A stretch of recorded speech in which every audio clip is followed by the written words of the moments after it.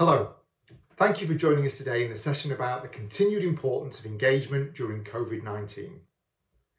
In this session, we'll be talking about the impact of COVID on where and how we work, what effect this has had on workplace engagement and how as a result it has become even more important than ever, and finally the need to consciously think about and openly discuss colleague and employee well-being. So before we go into further detail, I feel it's always good to try and define the scope of what we're talking about. There are a number of definitions available, but the one I've used here is from the Engage for Success organisation, a voluntary movement working in alliance with the Chartered Institute of Personnel and Development, which looks at engagement across employees, teams and organisations. It says, employee engagement is a workplace approach resulting in the right conditions for all members of an organisation to give of their best each day, committed to their organisation's goals and values, motivated to contribute to organisational success with an enhanced sense of their own well-being. It is based on trust, integrity, two-way commitment and communication between an organisation and its members. And it's these highlighted words, trust, integrity, commitment and communication, that are key, not just for employees, but employers as well. Great engagement isn't something that happens on its own. It needs to be worked on, nourished and consciously considered if it is to have the desired effect of encouraging colleagues to give their best each day for the organisation they work for. And this isn't just doing it during global pandemics or times of crisis, but something that should be a permanent consideration. How we react, evolve, and the subsequent actions are all influenced by what's going on in the world.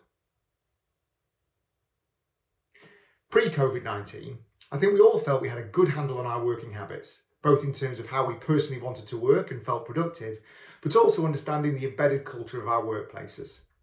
Some organisations had embraced remote working, others settled for the hybrid approach of 3 or 4 days in the office with 1 or 2 working from home.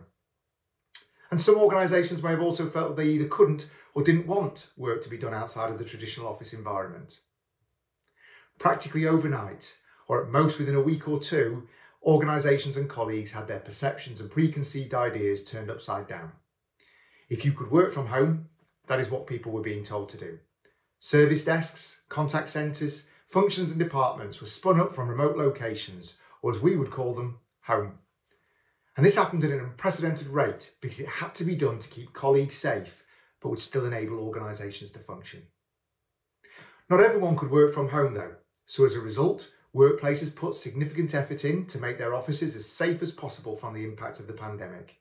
One-way systems, hand sanitisers, desk booking systems, masks worn around the office and in communal areas, and a significant reduction in the physical number of people allowed in the office at any one time. There is no doubt about it, this fundamental shock to our working practices has changed the way we work, not only during the pandemic, but its lasting effect will be felt long after the vaccines have been rolled out. This change in working practice has resulted in colleagues geographically spread, isolated from each other, unable to engage on a daily basis. And this has brought all aspects of work into sharper focus. Can people actually perform their roles effectively from home? How can we measure and manage on a day-to-day basis? But perhaps most importantly, how can we continue to keep our colleagues and teams engaged and motivated to give their best each day, as the original definition talks about, when our working and indeed personal lives have been thrown up into the air? I talk about sharper focus as of course we could do nothing and just hope everything hangs together, but that doesn't seem agreeable or an appropriate approach to me. You'll recall two-way commitment and communication were also key pillars to this, and that shouldn't change regardless of the location of our teams. But if we are to truly bring engagement into focus, we need to think about how we can foster and grow our engagement, but in ways that adapt to our new working practices. Well, first and foremost, we're lucky to live in a time where technology has never been better in terms of communication. The options available to us are astounding, ranging from video conferencing to instant messaging, from Dropbox locations to workload utilisation tools. We no longer need a physical network connection, but can join video calls from our phones anywhere we want. We can be tool agnostic and utilise as few or as many as we want, all designed to help facilitate our productivity. So if we take a step back, What has truly changed? As we talked about earlier, our physical location would be the most obvious. Instead of considering how to facilitate and encourage engagement within large offices or between several office locations, we must now plan a strategy to engage colleagues across hundreds, if not thousands, of workplaces. As difficult as the current situation is, we are fortunate to live in a period where a vast array of technologies are readily and easily available for people to use.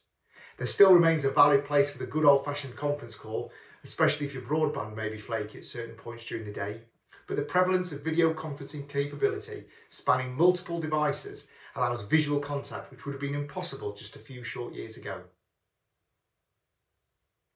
Just like every one of our colleagues is unique, so is their home office setup. Studies, spare rooms, dining room tables, breakfast bars, even caravans and sheds have now become the new base location for our colleagues. Adding to this the complexity of each individual household. Are they on their own? Are they trying to homeschool children in parallel to performing their role? Are their hours of work now different to cater for this change in routine? And the accompanying challenges that all of this poses. Recognising this and factoring this into your engagement and communication plan is vital to enable your message and style of delivery to be received as per your intent. Everyone is individual, and we will all consume information and react to engagement differently. This was true before COVID, and that fact doesn't change as a result of the pandemic. Just as some colleagues will throw themselves into engagement activities, we know that others will naturally do the opposite. The one-size-doesn't-fit-all mantra in engagement terms remains true. The challenge is for us to decipher and develop engagement strategies that help deliver the message, build the team, and facilitate service excellence to thousands of new working environments. It's also worth being conscious of the transactional nature of video conferences. Many of us join these virtual meetings to discuss a particular topic or issue. You may have noticed that the efficiency of these sessions has improved, but has the conversation become too focused? Those corridor conversations, desk-side visits, catch-ups while refilling coffee cups have all virtually disappeared. Whilst possibly taking only a fraction of our day, these interactions were the glue that helped bind our working relationships, allowing personalities to shine and engagement to occur on a more personal and interactive level. Now we're working remotely from each other, we must be aware of and actively encourage these interactions, as many of our colleagues thrive on this communication. The real challenge now being faced is how we effectively translate the engagement practices in place pre-COVID into the new ways of working we now find ourselves in. How can we continue to bring our teams within our organisations to make them feel part of a single entity, with a common objective and aligned approach, despite the traditional office being replaced by a plethora of new and different working environments, with all of the varying challenges that may entail? This seismic shift in our working practice has fundamentally changed the elements previously taken for granted. We're seeing less in-person meetings, fewer socials after work, even less company gatherings. Departmental mixing is restricted, and there's less chance for CTOs, CEOs, etc. to hear from their staff on a day-to-day basis. One of my colleagues the other day was just saying he misses walking into an office and hearing how people who aren't in his direct organisation are getting on. There's also the risk of a potential increase in a silo mentality, impacting collaboration across the business. And the significance of an increase in mindfulness and well-being as an openly discussed issue is key. Regardless of where we work, how we work, or who we work for, the importance of key engagement principles remain. In this climate, where many of our colleagues feel isolated, separated from their teams, and may feel they've lost some of their direction within the organisation they belong to, we have to work exceedingly hard to create that ecosystem where colleagues feel part of one movement, regardless of where they're physically located. So, we've recognised that things are different and that our focus on engagement and well-being is dialed up. How do we sustain high levels of engagement after that initial excitement of working differently has abated? Well, there's a number of things that we can do. Recognition that one size won't fit all, and instead of that one type of engagement or way of doing things, we now need to start looking at implementing a multifaceted approach to enable the same message to consistently land. Undertake a review of activities in your engagement plan. In the traditional office setting, you often had a captive audience in events where the majority of messages would be listened to, absorbed, and you could hold colleagues' attentions. Virtual approaches are much different. Colleagues have constant and regular distraction, and we now have to compete with those. With that in mind, we also need to start considering effective approaches. Virtual town halls with everyone brought together, possibly in even smaller groups, mixing coffee mornings with specific topics and so on.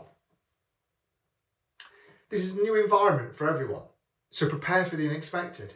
Certainly tolerance of dogs barking, children photobombing and delivery drivers regularly knocking at the door has grown to a level that everyone understands.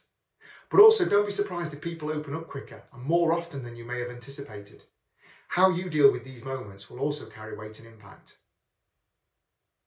Think individual is exactly what it says on the tin. Everyone is different. Don't expect every event to be 100% effective every time. Equally, don't keep with the tried and tested activities, but look to embrace new ways of bringing your colleagues together. Different colleagues will react differently to each event. It will depend on their current situation, workload and well-being as to how they connect. Keeping it fresh will help maintain interest. Prepare for the line blur is effectively my way of describing the mixing of environments, both home and work, which may result in some colleagues unable to separate the two. Some perhaps a little too relaxed in their conversation and humour, others finding it difficult to determine where the start and the end of the day should be. Commutes have often been replaced by getting to our desks earlier and leaving them later. And our engagement activity needs to be conscious of this and help to give balance. And finally, don't be afraid to ask for feedback. Every one of us is adapting to this situation, and that includes those who are leading the organisation. Nobody's perfect, and we might not get it right every time, but by regularly seeking feedback, garnering an opinion and asking what could work better, our colleagues will collectively help shape these new ways of working. And that's a subsequent byproduct behind the original intent of this whole activity, which is to bring us closer and keeping people engaged in what we're trying to do. So, how do we keep that engagement and messaging going? Well, firstly, establish a regular drumbeat of communication is key. This isn't just the communications at the start and are never to be seen again, or delivered in an ad hoc manner. Planned, regularly distributed, endorsed communications from key stakeholders involved in the delivery of service right across the organisation are required to generate that sense of community and singular purpose. Equally important, however, is the need to regularly review their relevance, ensuring amendments and changes are implemented to continue to deliver impact. Consistent messaging is also key. We must be consistent in the message and how it is to be delivered if we are to maintain engagement whilst working remotely. The risk of leaving it to different functions to disseminate certain messages can have severe consequences when everyone is remote, with some colleagues brought up to speed quickly and others kept out of the loop. If we thought this was a challenge when we were in the office, imagine the importance of this now we're remote. Providing a one-team ethos. Exceptional service as a standard, or ESAS as we call it, is only achieved when everyone is aligned and works to a common goal for the benefit of the customer. Creating that one-team mantra is vital, a sense of collective identity that makes people all feel they're pulling in the same direction, regardless of whether their colleagues are all spread across multiple locations. Creating a collaboration culture is also key to driving engagement. Silos often exist within many organisations, and this is exacerbated further when groups and individuals are working from home. Leading by example from key stakeholders is vital to show the walls don't exist, and that sharing and supporting is the right way forward. Equally important, though, is the ability of colleagues to call out this type of behaviour when they see it. Bringing colleagues together. It's never easy, even without an ongoing global pandemic. But holding regular virtual community sessions or conferences, regardless of their size or length, can be really powerful, allowing key messages to be driven home, as well as underlining that single collaborative shared objective that we all strive for within our organisations. And promoting inside and out. It's incredibly easy for everyone to get bogged down in what they're doing on a day-to-day basis, and this is no different for any organisation. Many colleagues won't have any idea of what other teams are doing unless they're told. And this is further emphasised when all colleagues are working remotely. It's key to spread the positives of what has been achieved to help build that one-team ethos and further the collaborative approach throughout the organisation. 2020 has been an extraordinary year for Node 4 in so many ways. And despite the challenges and turmoil caused by world events and the COVID-19 pandemic, we have still pulled together as a team, sharing virtual hugs, laughs, rewards, competitions and fun. It has not been a perfect year by any means, and we fully recognise the difficulty that many of our colleagues, families and friends have all faced. As a technology business, we empower businesses to do more, Some of our clients also provide services to the NHS and other critical bodies, so it's hugely important for our business to ensure that our people were able to support clients without disruption. As a sector, we're considered as infrastructure and therefore support the fabric of the UK industry. Providing internet connectivity for our customers is critical for them to continue to operate, for websites to stay live, transactions to continue, and for their staff to be able to access IT services in order to fulfil their roles and in turn support their customers. Ensuring that our teams are equipped and able to stay efficient and effective during the pandemic has been a key component in helping our customers to continue to operate and in turn contribute to the lifeblood of the UK and wider economy. At the start of the pandemic, we identified teams who were classed as key workers and ensured that they were able to continue operating either remotely or from our offices in a COVID-19 safe manner. We created a business continuity team with daily meetings to discuss and decide on the best way forward as rules and guidance changed, sending out regular briefings to all colleagues to reassure and communicate our position. In addition, we've held a variety of in-house remote training for leaders in topics such as maintaining culture, leading remote teams and communication. We've held company-wide annual and quarterly appraisals for all staff, with training sessions for people managers and their teams to understand how to make the most of the current situation and tie individual, team and organisational objectives together so that everyone felt able to contribute to the success of the company and feel connected through their own work to the strategic goals of Node 4. We continue to offer remote training and development opportunities for all staff on areas such as time and attention management, building an online brand and online presentation skills to help our teams feel confident with their new way of working remotely. Throughout the pandemic, we've held a wide range of briefings, updates and social events to ensure our teams feel connected, informed, have a voice and are able to discuss their own circumstances with colleagues and leaders. A few examples of how we've supported colleagues during the pandemic include our marketing team and senior leaders creating wellbeing blogs. These took the form of tips of working from home and had a global reach through our website and social media platforms. We wanted to ensure that we were offering support to our own people, but also the wider community. As an existing supplier of video conferencing and remote working solutions, we felt we had a responsibility to the wider community to support companies and individuals who are facing a move to remote working. With this in mind, we released a number of blogs, posts and documents offering help and advice. With so many local and independent businesses within the hospitality industry being hit hard, we made the decision to support them as much as possible. And so during October, launched the Eat In to Help Out initiative, offering all team members the opportunity to spend money on a takeaway meal from a local restaurant in order to help support local business and communities where our team members live. We've launched a range of wellbeing activities, providing employees and their families with an extensive range of online fitness classes, mindfulness approaches, healthy recipes and other activities to create a balanced and healthy outlook. The physical, mental and financial health of our employees has been at the centre of our approach, and we have since extended this to include live yoga, meditation and Pilates online classes, which Node 4 sources from local independent providers. During lockdown, we organised care packs for our employees, which included t-shirts, caps to cover lockdown hairstyles, mugs and other goodies. We also delivered additional packs a few months into lockdown as a thank you to the families of our employees, as we recognised the huge adjustment remote working, not to mention homeschooling dramas, had placed on whole households, not just individuals. During the pandemic, we've also donated care packages to local NHS facilities and departments, specifically sending care packages to community nurses as a thank you for all of their hard work and support. We've also focused on charity fundraising for cancer research. This particular charity was chosen as one of our own colleagues is currently receiving support from them, but also as their levels of funding have dropped dramatically as a result of COVID-19, which has had a devastating and wide-ranging knock-on effect. When lockdown was lifted, there was a brief opportunity for us to safely support our people to return to work within our offices. Employees who wanted to return to a safe working environment were encouraged to do so. Equally, we were clear that there was no pressure on anyone that if they felt concerned or needed to isolate or protect loved ones from possible infection. We wanted to balance the needs of the business with the individual's needs and circumstances, whilst reassuring and offering our people a break from remote working and an opportunity to reconnect with their colleagues in a face-to-face setting, should that be something they wanted to do. Offices were set up as COVID-19 secure workspace, and our brilliant tech team created a desk booking app, which enabled us to carefully and safely manage the flow of employees in and out of the office.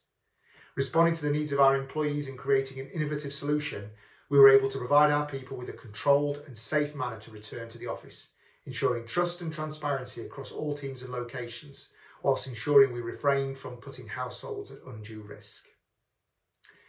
In an effort to support our colleagues to comfortably work from home, we've also provided access to office equipment, including chairs and additional screens. For those who simply don't have appropriate facilities or space, we ensure that they are prioritised to attend COVID-19 secure office spaces. We're proud that as an organisation we're able to continue to recruit during the lockdown, with 42 new starters joining since April 2020. We redesigned the induction programme through a remote lens to ensure that new starters still felt eagerly awaited, properly onboarded and welcome to the No4 family. This often included posting welcome packs and laptops to home addresses in readiness for remote inductions. And we're now working on a way to formally reboard employees back to work once restrictions lift once more. We've also tried to have some fun, whether that be wine and cheese tasting events, to hosting our annual Christmas update virtually, coupled with our subsequent Christmas party involving magicians, comedians, an online disco and quiz. Very different to what we've all previously experienced, but still trying to bring us all together and have some fun. We've talked at length about engagement and its benefits, but it would also be remiss for us not to talk about the contribution that engagement at all levels does to colleague wellbeing overall. Whilst not everyone suffers from mental health issues, all of us have mental health.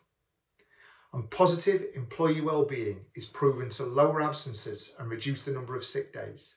It enables higher productivity throughout the organisation, reduces turnover and improves staff retention, improves working relationships, strengthens the overarching capacity of an organisation, and enhances reputation as an employer, as a place that people want to work and be part of.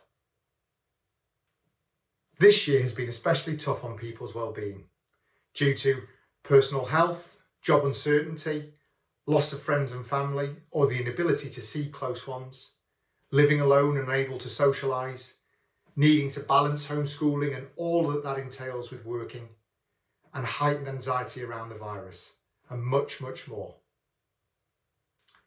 There are lots of options to support colleagues in their well-being, and as we discussed previously, one size won't fit all. But some of these activities could include training a number of employees to become mental health first aiders, offering an employee assistance programme, offering and providing counselling through the organisation, checking in with colleagues regularly to make sure they're doing okay, making sure your employees and colleagues feel recognised and valued, maintaining communication so colleagues know what's happening, and finally provide access to well-being sessions such as yoga, meditation and so on. As we draw to a close, it's important to remember that whilst COVID has changed the way we live, work, think and feel, engagement remains a constant in being one of the biggest activities an organisation needs to get right. Yes, the way we deliver it may change, but the importance and relevance continues to be central to the success of our organisations. This is intrinsically linked to all areas feeling engaged, working collaboratively and continually ensuring their output as a group benefits the organisation and its customers. This was true before and remains as valid today as it was then, perhaps even more so. Thank you for listening, and I hope to see you soon.